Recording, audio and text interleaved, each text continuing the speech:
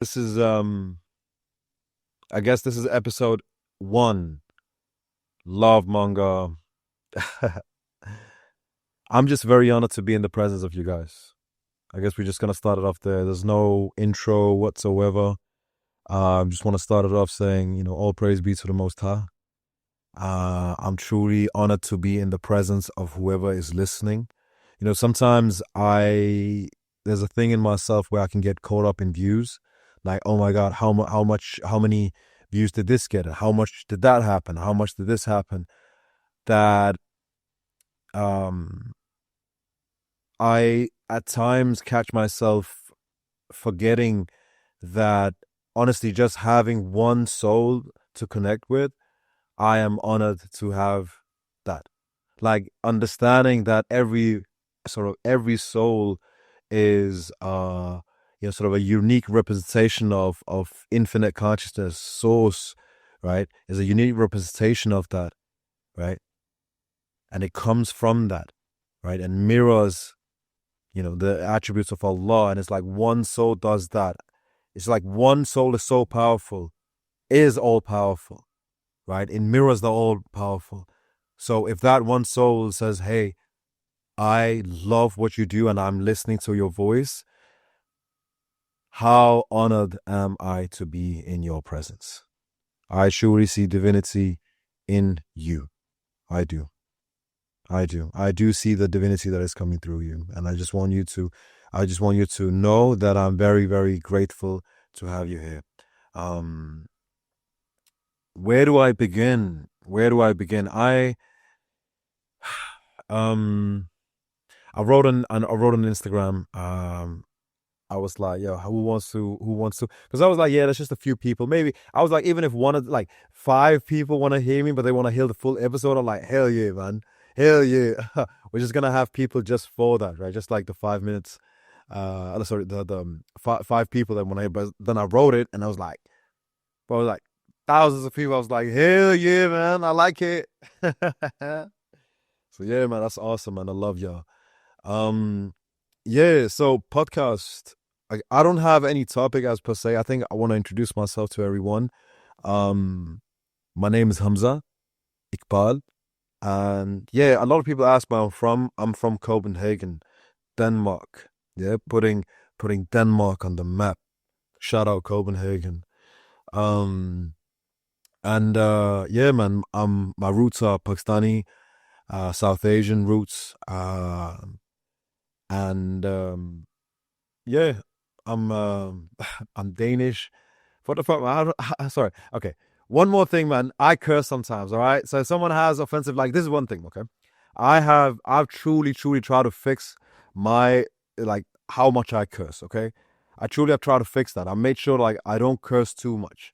Okay. And the reason why, because there was a heaviness to it, and this like my oh my dude my granddad, right? So my granddad basically he was a heavy cursor. Like he was like it's insane. Like hardcore. Allah bless his soul. Like he passed actually this year. He passed away. Allah give him the highest rank in Jannah. And he basically he was heavy like that. He had a lot. My old man, he had a lot of trauma as well, man. He did, man. There was a lot of wounds, internal wounds, and he was truly strong. And I saw the hardness of him come as well, and I guess that anger that was in him as well also come from all of the wounds that he had. And I guess cursing was just a way to vent it and express oneself. And I feel like I used to curse a lot, but I feel like over the last many months I cursed even more, right? And what I did when I came on TikTok, I started even like I was like, because I was so obsessed with being true to who I was that I was like I will double down on cursing just to sort of prove to myself, I guess, that I am true to who I am. Because I knew already if I started up, I was like, all right, cool. I can get more views. Like I can like I guess hit more Muslims in the sense of like be uh sort of a message that is more digestible. Right? I knew it. I knew if I wasn't gonna curse, it wasn't like something I was doing, unconsciously. Like I was consciously doing it because I was like, yep, I want to be, and that's even the fact that you guys saw me wear the nose ring. People don't notice, like, dude, around the time that I started posting content on TikTok, it was around that time I got the nose piercing. I had that as well, because I was so invested in being true to myself, and I did not want to be this pious Muslim influencer type. I was like, that's not me. I don't want people to think of that, but I want to speak about Islam. I want to talk about love. I want to talk about healing and all of that. But I don't want to be a dawah bro. Does that make sense? I don't want to be that. I was like, hell no. That's not my brand. That's not me, man. Right? So, for me, and the thing is, one thing as well I noticed in myself, hold up.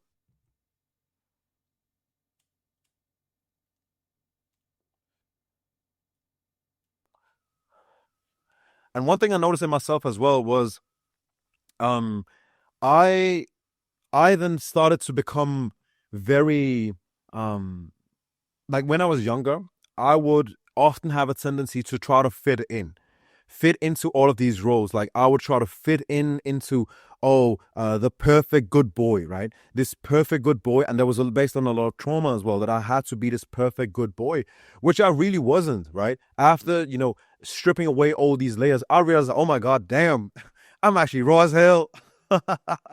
Like, and it's so crazy what trauma can do to you. That's why I'm so passionate about this. That's why I'm so passionate about, understanding, and even, things like psychedelics. I'm so passionate about, which I'll get into, because I know there's a lot of controversy in sort of like brainwashing, unfortunately. That's what it is in terms of psychedelics. But I'll speak a lot more about that. And from that perspective, psychedelics, it'll be from a very scientific perspective, like Harvard, Stanford, UCLA, like the top universities, some of the leading experts in the world, how they're saying it's revolutionizing mental health. So because I know the people are hearing psychedelics and they're like, right, and I understand, because that was my initial reaction to it as well in the start. But anyway, let's get back to the point. So for me, I was like, I had to fit this role of a good boy and fit perfectly in and all of that. I was like, that's not me. And I realized that actually, undergoing my plant medicine ceremonies, the likes of ayahuasca, I truly realized, I'm like, oh my God, this is not me. Like, I was playing this good boy of like, and not trying to fit into this good, perfect Muslim, character. I was like, that's not me, man. I'm super rebellious. The unique representation of my soul is super rebellious. And that's why I also, like, a lot of people are like, oh my God, why are you cursing? Why are you doing this? It was like, because it was an act of rebelliousness. Does that make sense? Like, I cursed on purpose, because it's like, okay, so anyone, if you're going to get offended by hearing this, then you should probably close your ears. But it's almost like, I was like, rather than just going ahead saying, this is not acceptable, blah, blah, blah, act all mature about it, I was like, who the fuck do you think you are? Or there was some of the videos where it's like, instead of saying that there was the Dawah Bros, when they were reacting, there was sort of something, oh yeah, a woman's past matter or whatever. And instead of, my natural, which is my actual natural reaction, the filter version would be like, this is unacceptable, we shouldn't judge women by their past, blah, blah, blah. Instead of that, I was like, who the fuck make you God? So yeah, I just wanted to be authentic to who I am. Does that make sense? Like, I just was like, okay, this is who I am. I want to be true to that. And I was like, if people are gonna vibe with it, that's gonna be the type of people that love me for me, and not for this fake persona or whatever, right? So I was like, all right, cool. So I actually doubled down. Like, when I used to curse in the video, like, a lot of it was, I doubled down on it. So it was like, I don't give two fucks who the fuck you be thinking about. I don't give two motherfucking fuck. It was like, it was that type of shit, because it was like, that's gonna filter away people that I'm like, well, kind of like, I guess it was sort of me trying to prove to myself, like, I'm gonna be true. I don't care what. I'm just gonna be true to who I am. And I think it was so awesome for me, because it was like, allowed me to truly be that. And there was, dude, the amount of messages that I got about the nose ring, it was like, brother, please advising me, brother, nose ring, not good. And in my head, I was like, it kept you, and I was like, also the messages on what was it, man? The messages on the cursing, but it just didn't. it got to the point like, okay, too bad.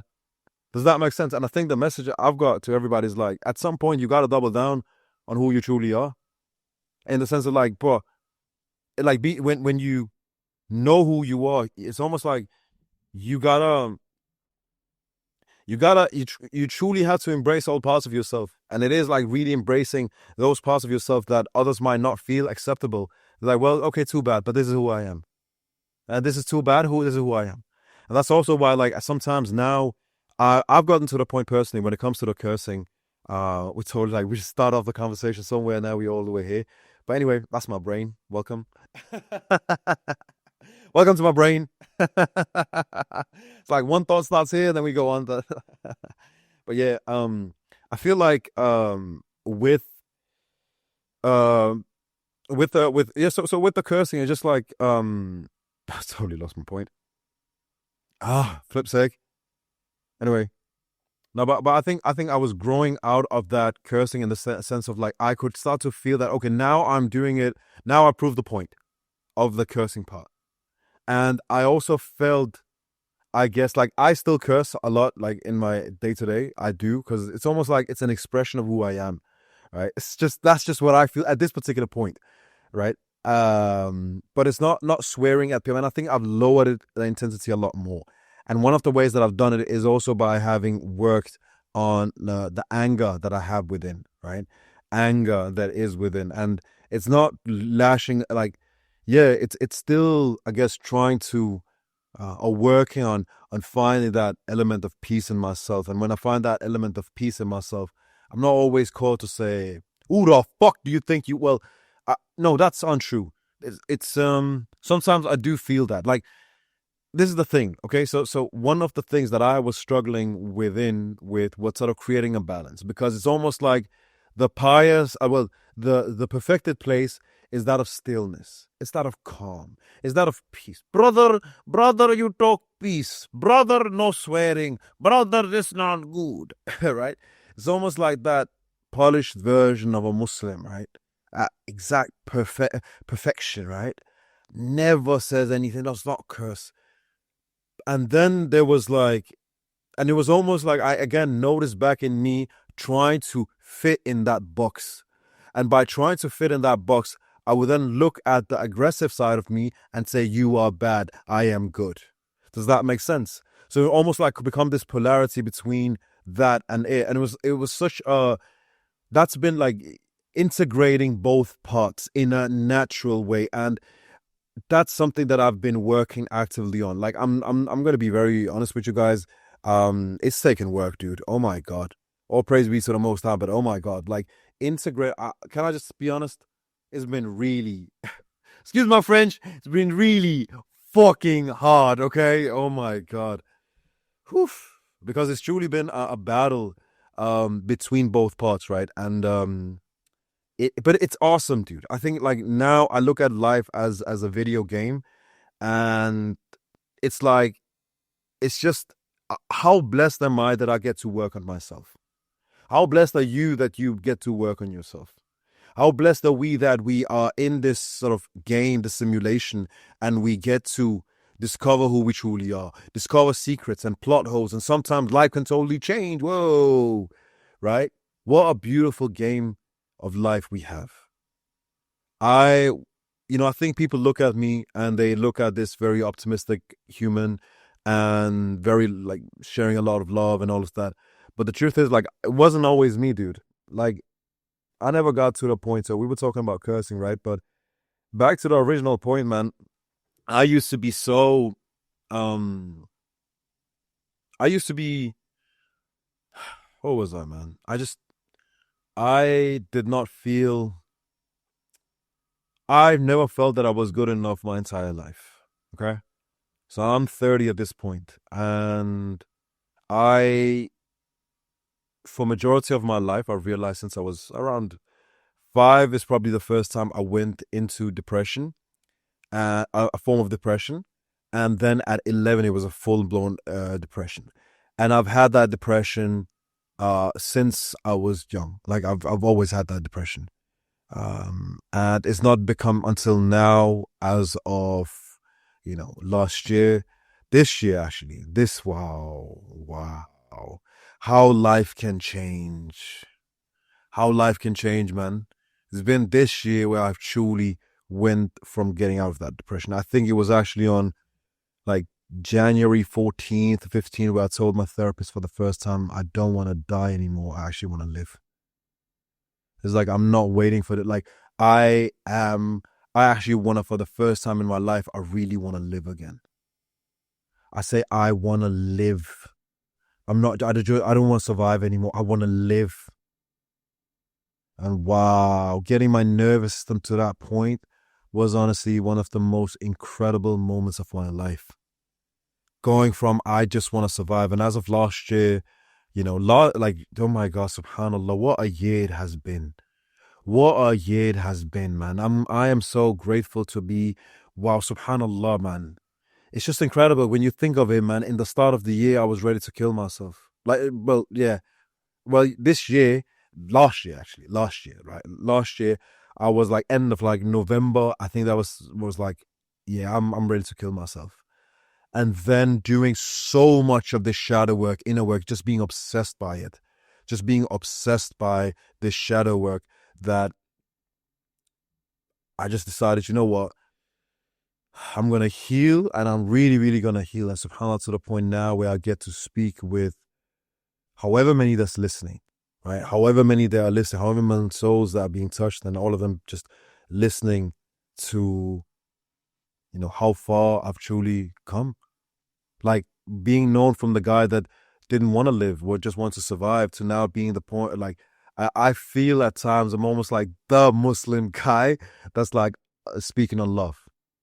Does that make sense? Like, I'm that Muslim guy speaking on, well, at least I'm becoming that. Like, almost like that optimistic Muslim guy, that Muslim guy that talks about healing. And I do feel like I am that already, right? I am that already. That Muslim guy that talks about, you know, that talks about true healing. That Muslim guy that speaks on the power that women have. That Muslim guy, you know, that Muslim guy. And for me, it's just been wild. Like, dude, you know, I feel like I was checking on Instagram. I think we're up on like 50. I think was it 50 or 80 million views? I think that was on TikTok alone, which is insane. Which is insane, dude. Like, sometimes, and I guess there's parts of me that want to undermine how massive I accomplished that is. I'm just going to be very honest with you guys. There is voices still in me that's like, hey, you know what, Hamza, that is nothing. And I'm sharing this openly with you guys so you understand that it's okay that you have shadows, right? It's not like, oh yeah, you're the only one with a shadow. Dude, there's a voice in me that's like, hey, you know what, Hamza, 80 million, why didn't you get 200 million? Oh, Hamza, well, you didn't get 1 billion. And notice, you guys got to remember, when I started making content, it's been about 4 to 5 months. Can you see how crazy these shadows they can be at times? In the sense of, they're not wild, they're not evil, they're trying to protect you, right? In their own fucked upness, they do. But can you see how, like, for someone to get 500,000 views on TikTok within the first 4 months, that is, oh my God, life changing. It's like, oh my God, this is insane. Oh my God, like, you know, does that make sense? Like 500,000 views, wow, right? If someone got, you know, let's say 1 million views, it's like, oh my God, finally we're doing something. I'm here probably sitting at either 50 to 8, I don't know, 50 or 80 million or whatever, right? And it's like in 4 or 5 months, right? Well, again, I'm just getting started. Like, even the content that I'm making is honestly, the content we're about to see in 2026 is going to take over the world. I'm just saying it. I'm just letting you guys know. This is speaking into existence. It is already done. And you guys are just seeing it, right? Depending on where you are, it's already done, right? It's already done.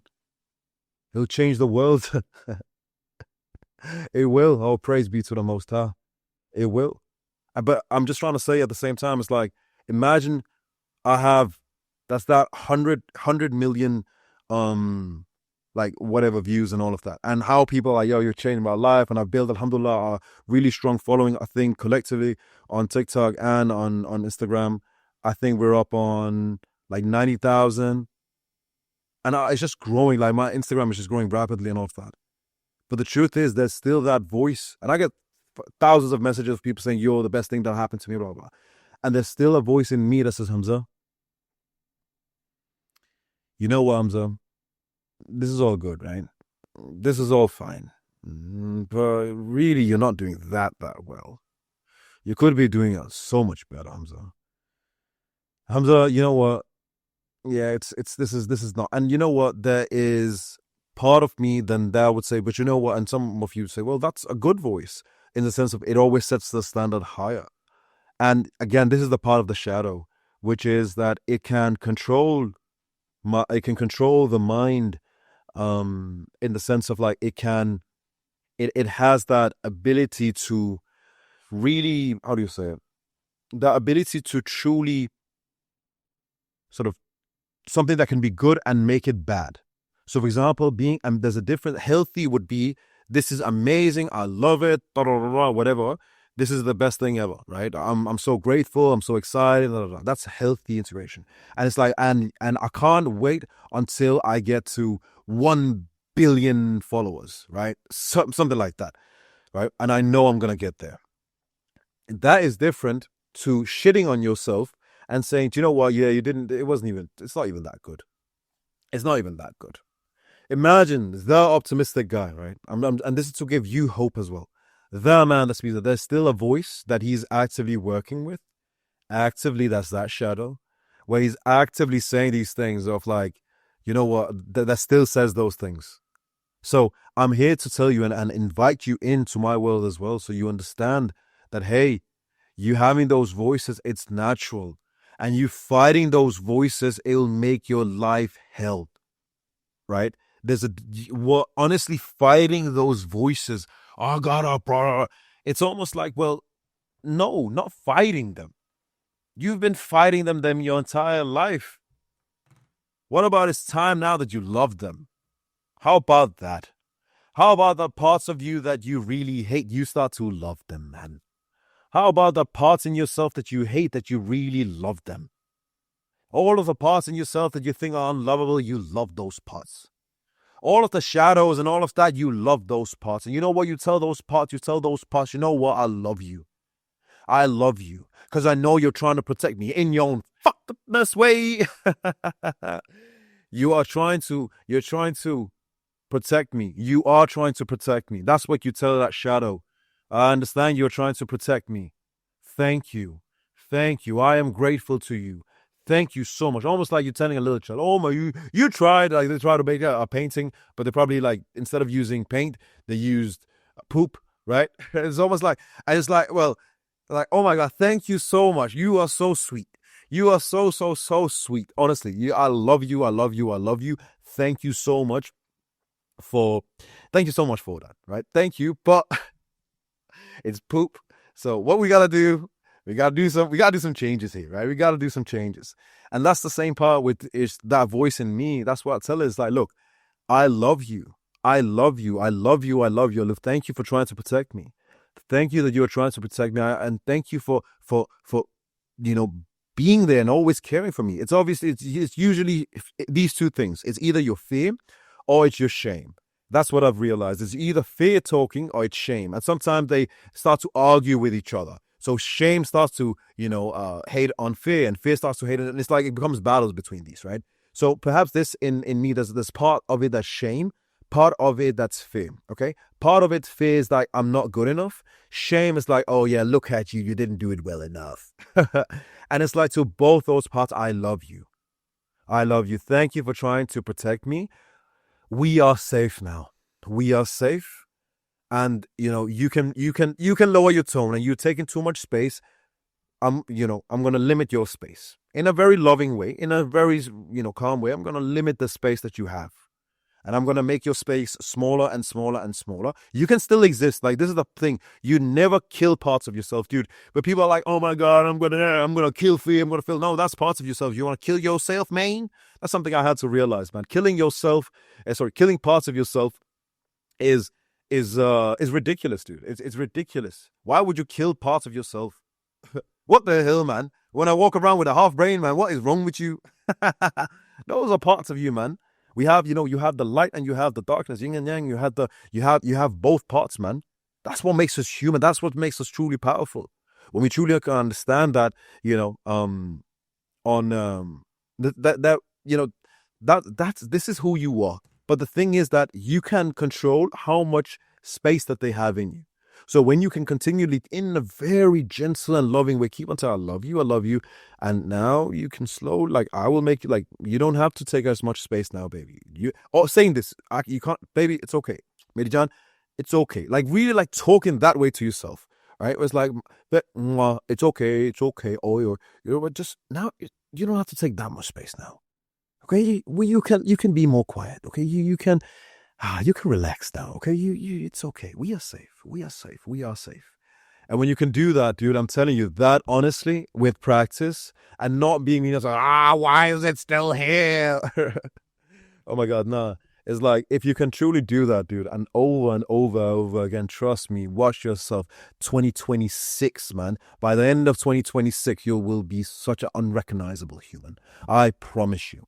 If that's how you speak to yourself for 2026, you just do this one thing that I talked to you about, just that one thing in of itself. Oh my God, taking over, man. Can't mess with you, man. Truly can't mess with you at this point, then. And here's the thing. I know for a fact that 2026 will be the best year ever for you, for me, for everyone. I do feel that if you are probably called to listen to the things that I have to say, and you feel inspired by it, and you feel intrigued by the ideas, most likely you are undergoing a spiritual awakening as well. And these spiritual awakenings, honestly, are incredible. It's sort of the most incredible thing that have happened in my life.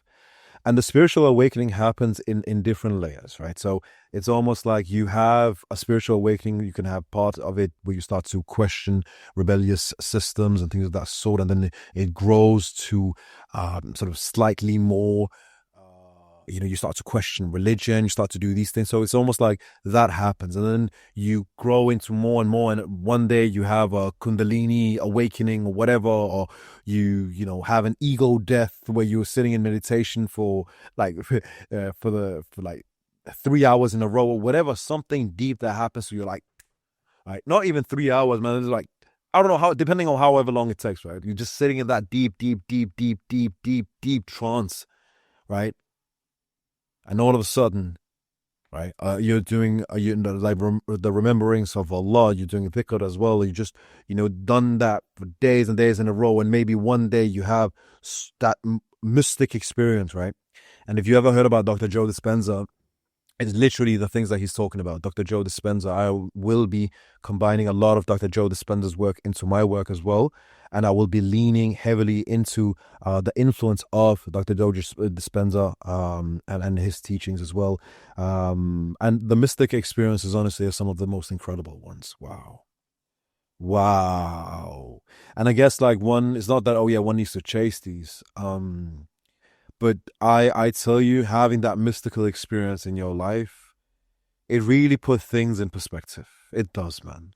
It's like you, at this point, I'm not trying to, like, there's no point in me talking to an atheist in the terms of, like, discussing about the existence of God. It's like, well, okay, you don't want to believe in God? Okay, fine. But it's like, I know God. Like, I know God.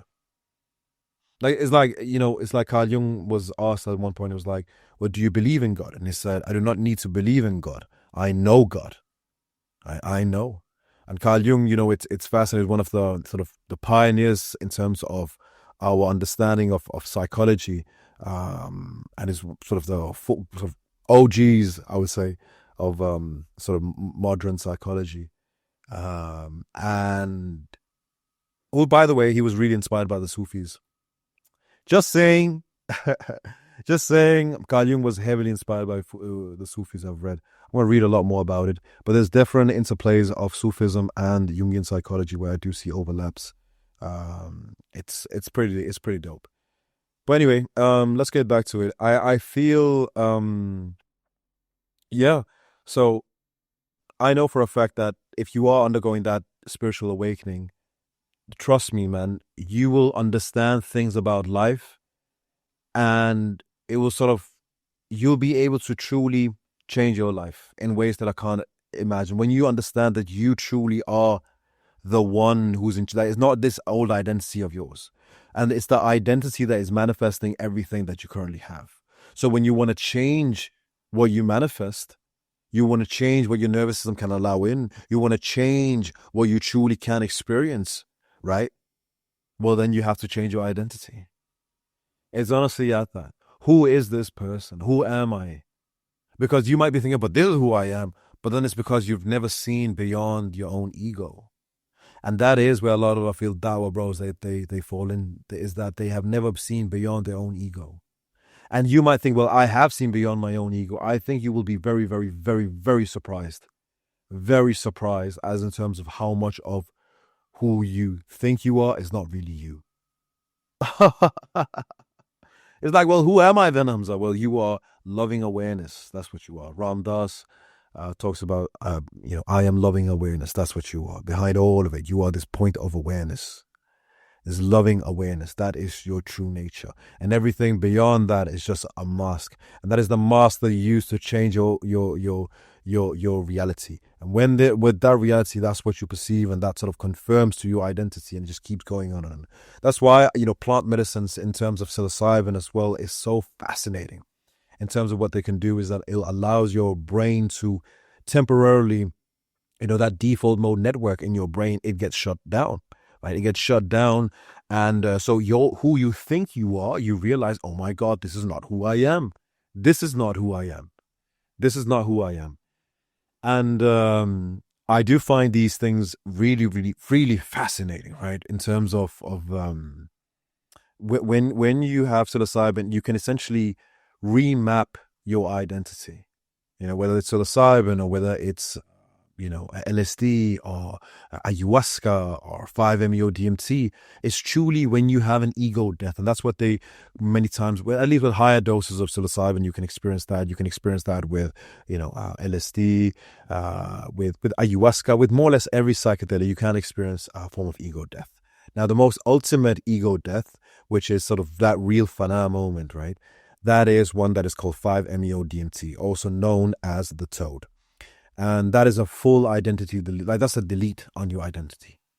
And that can be very, very, very scary for people, because essentially what it feels like death. Okay. And I'm going to speak about my own experience. Like me try experiencing death. I was actually in ayahuasca, with ayahuasca in Peru, where I truly experienced death. And what a beautiful thing death is. Mike Tyson, after his spiritual awakening, he said, life is glorious, so surely death must be glorious as well. Say amen to that, brother. Amen to that. And that's also after his journeys with the likes of 5-MeO-DMT that have changed his life forever. This is the heavyweight champion of the world, right? Youngest heavyweight champion of the world. They call him the baddest man on the planet, that tried every single thing in the world, had tried every form of pleasure. But then, had access to the best coaches, best consultants, best everything. And then now here he is with this. He's had one experience, and he said he's never tried anything like it. And it's truly fascinating what these things can truly do. And that's why Harvard and Stanford and Oxford are spending so much. All these massive universities are spending billions on studying it. Billions. It's truly fascinating. And all of these are natural remedies. Allah truly has planted healing everywhere in the world. You have the likes of ibogaine, where, one dose of ibogaine can heal, which is an African psychedelic plant medicine, that one session of that can heal heroin addicts forever. Think about that. Just while I'm sipping this water, just think about that.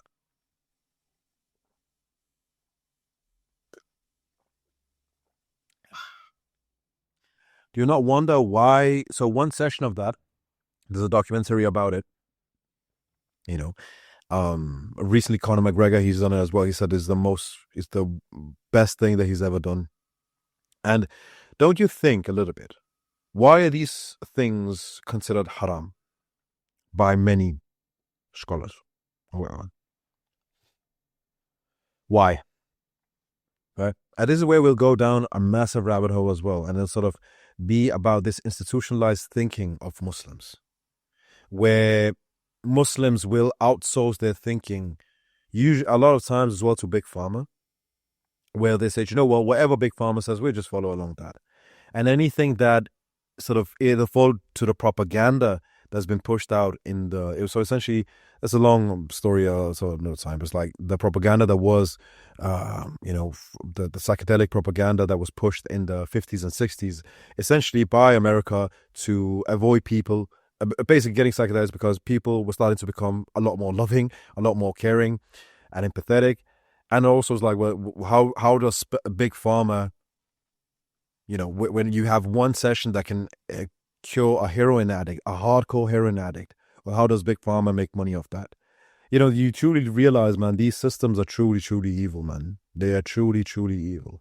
And unfortunately, Muslims fall prey to institutionalized thinking, where they just an authoritarian sort of thinking as well, in the sense of they start to obey every single thing that a clergy might say. It's like, well, I'm not even going to think here. And the reason why they don't do that is because there's a lot of fear.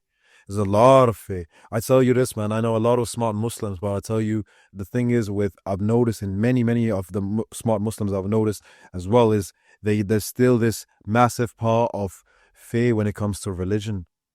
And truly, the reason why they often have that is because of all of that trauma that they experienced early in life, right? When you think about them going into madrasas from the start of their life, it's like you constantly get your ass kicked all the time. You're constantly told, fear Allah, fear Allah, fear Allah. And it's almost like, dude, it's like, what, like, how do you expect a person like that to then have that, love to Allah, have that openness, have that thinking, that trauma? It truly narrows the level of like sort of the consciousness as well. What one is willing to talk about, what one isn't willing to talk about. Even the age of Sayyidah Aisha, that, oh yeah, she was 9. And it's like, there's so much evidence that proves, no, she wasn't. Literally, right? But the problem is that once you start to challenge that, then you start to challenge the Sahih collection. And once you start to challenge the Sahih collection, well, at that particular point, you are challenging like the entire sort of structure, I would say, of, I guess, mainstream Sunni Islam, right? And in order to protect that, remember, these are not systems. There's not one person putting, these are thinking patterns, right? These are thought patterns. So as long as you have that particular thought pattern that we have to protect, institutionalized, thinking, well, then you will have people who will go to any lengths to prove that. Why? Because if that collapses, well, who are they then? Who are they then? If all of a sudden their entire life and their forefathers, they've been listening and following narrative that wasn't right, what happens in them? Fear. Because once you lose control, there's fear. And that's why I feel a lot of Muslims, they create these very, very strong identities of who they are, which is beautiful at times, yes, but is also, it can really narrow you in terms of your thing. If you think this is exactly who I am, and you will never going to see beyond your own ego. And that's why, the likes of honestly, the psychedelic and the psychedelic movement, I'm so happy to see how the world is embracing it now. Now that you have finally, the world is seeing how amazing these plants are, how incredible they are. And it's so amazing to see, for example, when you see, the studies that are coming out, how it's the most revolutionary thing that we have for the mental health crisis that is in the world. I think it's 59% of the Muslims in the UK, they have severe anxiety, right? And it's like, then you read about how, the likes of ayahuasca and 5-MeO-DMT and psilocybin and, all these things, how they truly, truly, truly can heal the nervous system, how they can truly heal one. And it's honestly, and now it's finally universities that are, are preaching these things, like, and massive, sort of massive, just, bro, it's just cool, man. It's just cool. I don't know. I'm just happy about it. I'm just super, super happy about it. I feel like it'll allow Muslims to truly connect back to them, to It's also crazy that you have things like DMT, that is banned in sort of throughout the just in the world, when DMT is something that is naturally produced in the brain. DMT is often said that it's like when we are born, then a bunch of DMT gets released, and when we die, DMT is released as well. That's why, for example, like the likes of 5-MeO DMT, it allows your brain essentially to have a complete ego death. So there's so much 5-MeO DMT that is pushed, DMT that is pushed. It's a lot of it, essentially, that you feel complete dead. And it's fascinating because the feeling that people describe when they are on that, or the experience that they have, is exactly the moment of fana that ones have. Like even in Sufism, they talk about fana, that union with Allah, where there is nothing that exists but Allah, where they say la mawjood illallah, there is nothing that exists but Allah. We don't see anything but Allah. Allah is in everything, and that's it. Allah is in all. So I just yeah, man, I'm just excited about it. But other than that, man, so what I would tell everyone for the plan for 2026, right, is that we have to understand who we truly are. I need everybody here to understand who they truly are. Okay? I need everybody to understand who they truly are, and that is, who do you want to be? I want everyone to understand who you want to be. Who is it? Who is this person you want to be? Tell me who this person is you want to be. How do they think? How do they talk? How do they react to certain situations? How do they view themselves? How do they think? How do they dress? What do they think about themselves? What do they think about money? What do they think about the world? What are the underlying beliefs that they have about abundance, how much they can hold? What is it that they truly are? What is it? What is it? What is it? And when you realize who that is at that point, you can draw that out, you can write it out, and you figure out, okay, that is the person I want to be. And look, the world is your canvas. Your identity is not fixed. It's not. It's truly, truly not. It's really not. And I tell you this, it's for 2026, we remap this identity to be the highest version of yourself. The most loving version of yourself. And you know what? Who you need to love the most? Yourself. I keep a picture of myself on my phone. I started to do that when I was a little kid, and I put a heart around it. And every single time I look at my phone, I say to that little kid, I love you. That's my challenge for you as well. Do that. Right? Put a picture of yourself when you were a little kid and put that on your phone. Truly, bro, it's like, it'll change everything. And whenever you see that picture of yourself, that inner child, you say, I love you. I'm so proud of you. Not just the good parts, but also the ugly parts. I love all parts of you. Do that and see how that changes your life. By 2026, by the end of 2026, you'll be unrecognizable. Dude, I did it. Took me, 1 year? And dude, I did it, and so can you. Hvis Hamza kan, så kan alle sammen. Hvis Hamza kan, så kan alle sammen. Hvis Hamza kan, så kan alle sammen. For sandheden er, so what if you hear me talk, sometimes I like to talk in Danish too. That's just the flow. Even though if you don't understand it, just feel the energy behind it, you'll get it. Just feel the energy behind what I'm saying, you'll get it. But 2026 is your year. It is your year. And I know there's that voice, that might be that voice. It's like, oh no, what if it isn't? You know what? That's just fear again. And you know what we tell fear? We say, hey, fear, it's okay. I love you.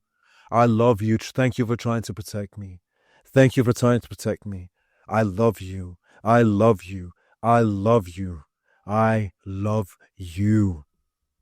We are safe now. Tell fear we are safe now. We are safe now. We tell fear we are safe now. Oh, praise be to the Most High. And you tell that part of yourself, you can say, it's safe now. You can be quiet now. You can be quiet. You're taking too much space, baby. And it's okay. You can exist. You have all rights to exist. You don't try to kill your fear. Don't do that. No. You tell that part, I love you. You just gotta minimize how much space you take. Just gotta minimize how much you are in control. Okay? You do that nice and gently, nice and loving, nice and caring. Do that. And you do that over and over and over and over again. But the truth is that even with that fear, what it's not like, it's your year. I'm here to tell you, congratulations, it's your year. And by the end of next year, I'll tell you, I would have told you, didn't I tell you that this was your year? And you'd be like, Hamza, you did. I was like, yo, didn't I tell you that this was your year? And you're like, Hamza, you did. You said, didn't I say this was your year? And you were like, you did, Hamza, you did. You said it was my year. And I said, oh, praise be to the Most High, it is your year, right? And whatever year that is that a year of healing? Is that a year of feeling more rawness?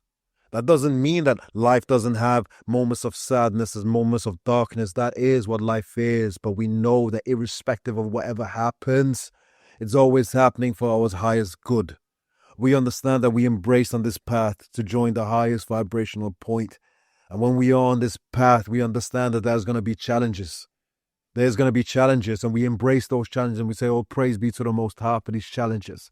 We say, Ya Allah, thank you for all these challenges. Oh, Ya Allah, just make it easy. Ya Allah, all I'm asking is making it so easy. Ya Allah, in your mercy, make my challenges the easiest. Ya Allah, make my challenges the easiest. Ya Allah, why would I ask for the hardest when Ya Allah can ask for the easiest? Oh, praise be to the Most High. We'll say, Ya Allah, I pray for love. I pray for optimism. I pray for healing of ancestral traumas, Ya Allah. I pray for love. I pray for compassion. I pray for empathy, for kindness, for joy. Ya Allah, I pray to become the highest version of myself in this year. Ya Allah, I pray on the wisdom that I understand that I am in the best timeline ever. Ya Allah, I crave the wisdom to understand that I'm the best timeline ever. And there's infinite growth. And there's infinite abundance. And there's infinite love. And there's infinite empathy. And there's infinite support. And there's infinite creativity. And there's infinite wealth. All praise be to the Most High. All praise be to the Most High. I said, all praise be to the Most High. Oh, Meri Jan, ya fakulara, ilskal. Oh, Sita Allah, ya fakulara ilskal. For Fakura, I say with Allah, I say to Allah, Ya Allah, to you I belong, and to you I shall happily return. Ya Allah, to you I belong, and to you I shall happily return. Ya Allah, to you I belong, to you I shall happily return. Thank you for your time, and I want you to write down who this specific person you are visualizing of, who they are. Write it down in that list. You look at it every morning, every night. And you start to slowly with time look at that list and write that list and tell me how that changed your life. You write that list and look at that list and study it. And have love for yourself for failing, because there's no failure, it's just learning. So when you don't act like that, say, okay, it's okay. And during every single night, when you ever have acted like that identity, then pat yourself on the back. Say, I'm so proud of you. Look at that picture of your inner child on your phone and just say, I love you. Say, I'm so proud of what you did today. I'm so proud of what you did. Don't be hard on yourself. This is not the year to be hard on yourself. This is not the year to be hard on yourself. This is the year to be loving to yourself. We've been hard on ourselves. If you're listening to this, most likely, and 1,000,000,000% I guarantee you're way too hard on yourself. I tell you, man, hardness comes from being hard on yourself. Love comes from loving yourself. And I tell you, I am in the best place in my life. Whether that is spiritually, physically, financially, every part, I'm so blessed, and it comes from love. Love. I've tried it with the hardness. Oh my God, it just led to more depression, more anxiety, more. It was just like, nah, let me try to love myself. I tried, I tried hating myself. Let me try to love myself this time. So I tried hating myself. Let's see what happens when we love ourselves. Because I was done with hating myself, and now you are done with hating yourself, and now you are done with hating yourself, and you are gonna love yourself, and you're gonna appreciate yourself, and you're gonna show yourself that you are worthy. All praise be to the Most High.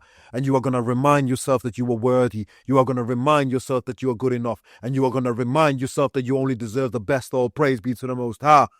And this is the year where you lead from your love and you lead from your kindness, from your empathy, but most importantly, empathy for yourself. All praise be to the Most High.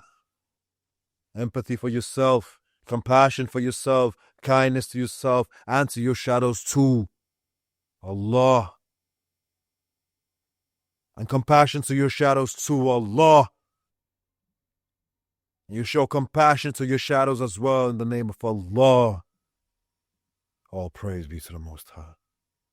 And you show compassion for your shadows, for the darkness in you in the name of Allah.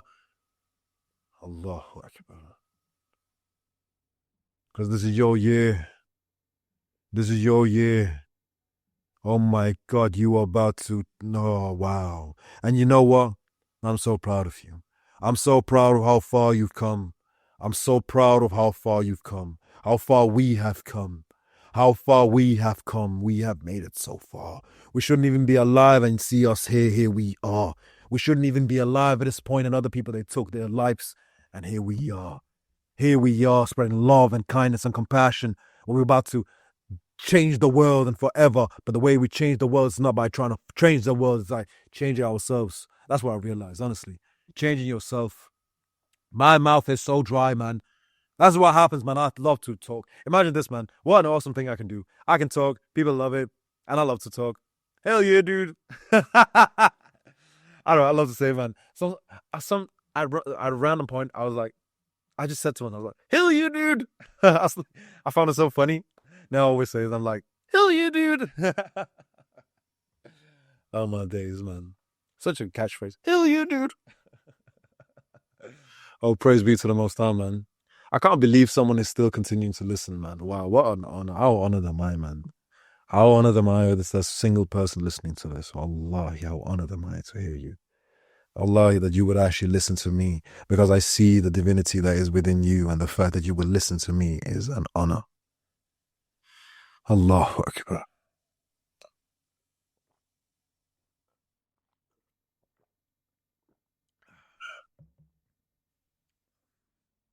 So we write down who we want to be, okay? We write down who we want to be and we act in that particular type of way. We start to think like that person thinks. You want a quantum leap? Yeah, you want to quantum leap your life? Yeah, you want a quantum leap? Dude, I have quantum leaped so many times this year. Oh my God. Like every single time, bro, I quantum leap insanely, and I know how to do it now. I've tried this Dr. Joe Dispenza stuff for such a long time. And I've tried it for such a long time, and I've tried it for such a long time. I have. But I just didn't get it. The law of attraction and all of that. I never got it, man. It's like, I kind of got it, didn't. You got to heal your nervous system, man. Trust me. Healing your nervous system, that is the hack to manifestation.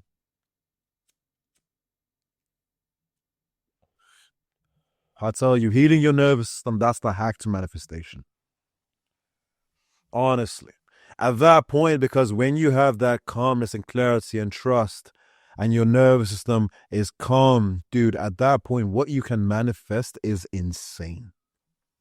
At that point, you realize that you are, sort of co-creating. Well, yeah, you sort of co-creating in terms of you put in mind that you have your sort of an individualized representation of this infinite consciousness, source, the divine, right? You are a unique representation of it, co-creating it. Right, with the permission of Allah. Oh, praise be to the Most High. So, what is this like? What does and let's say you set a goal for yourself, right? How would a person that felt that achieved that 10 times more, how would they feel? Okay. So here you are. Okay. You say, Hamza, I want to be this type of person. Okay, great. Well, what about a person that has 10 times more than that? Or like, let's say I want to love myself. I'm going to tell you, one of my biggest goal for this year is loving myself. Isn't that crazy? As much as I am obsessed with data-driven numbers, being the best and biggest, I have realized, again, another hack. When you love yourself, if you make that your one priority, just loving yourself, dude, I tell you, everything else will come. Everything else. Because at that point, if you truly are ambitious, dude, you will, oh my God, dude, it's crazy, right? And it's just, so the hack honestly is like, my goal this year is to, like, I want to love myself. That's why I put that screenshot on. That's my biggest goal. I just want to love myself. And from that point on, dude, everything is possible. So if that is your goal, so say, okay, I really want to love myself. How much do I want to love myself? Try to describe it like how much. It's like, I love even my shadows, and I have space for my shadows. I feel my shadows. I allow them. Like, how much do you want to love yourself? Right? Write that down, man. Journal it down. Journal it down and be like, yeah, this is how much I want to do it. This is how much. And then the thing like, a person that would have 10 times feel 10 times more than that, how would they feel? That I could do this 10 times, how would they feel? And that might be a little bit tricky. Hamza, I don't know exactly how to feel that, but just however you can. Don't try to force it, just however much you can. Right? Just try to feel that, however much you can. And then you write that down. Right? This is how much I want to love myself in the name of Allah. That's what you do. That's what you do. And you look at that list every morning and every night before you go to sleep, and you visualize that this is who you are. You visualize that this is who you are. How does this person walk, talk, think? I visualize every single night, guys. Every morning, every night. I have a long protocol I spend in my visualization process. And that's also why I'm pretty much taking over, guys. All praise be to the Most High. And also, I'm telling you, like, in the sense of like how big this is gonna get. It's just we're just in the start, and I'm already telling everyone right now, settle in. This is gonna be the biggest movement ever. This is the biggest movement ever. Love Monger is the biggest movement ever. Love Monger is the biggest movement ever. The meaning of a monger is someone that works with or distributes or deals with something. So you can be a fear monger, a war monger, right? And what we all are, everyone listening, is love mongers. One that works and spreads love, compassion, kindness, justice.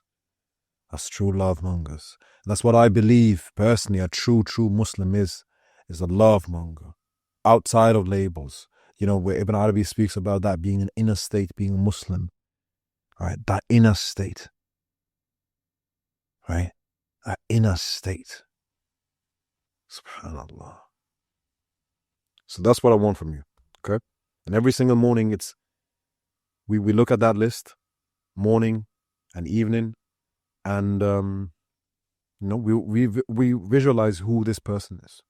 If you're feeling extra courageous, what you can do as well, write down your goals, right? Write down your goals. Like, I do this every morning. I write down my goals in present form. I also write down what I'm grateful for. Right? So I write, these are the things that I'm grateful for. And I write down, my and I have affirmations, and I listen to those. And you can, again, slowly get those in. I'll make future episodes where I'm talking about the whole protocol that I've designed for myself. And it's honestly based on a lot of neuro research and all of that. Anyways, guys, it's been lovely, man. Happy New Year to everybody. I love you. Thank you for being on this journey. I will say one more thing. We are opening up, which I haven't mentioned a lot, but if you're still here, we are opening up the community, the Love Monger community, and inshallah, we will be opening up that. In there, we will have everything from, I will be active there Monday to Friday, daily calls. I'll be active. We will have experts, actual experts, inshallah, with time, where we will sort of, trauma experts, therapists, in the sense of like trauma experts, trauma therapy experts, right? Actual Islamic scholars. They've also they have this that can sort of teach us, because I'm a student here as well. We all are students, right?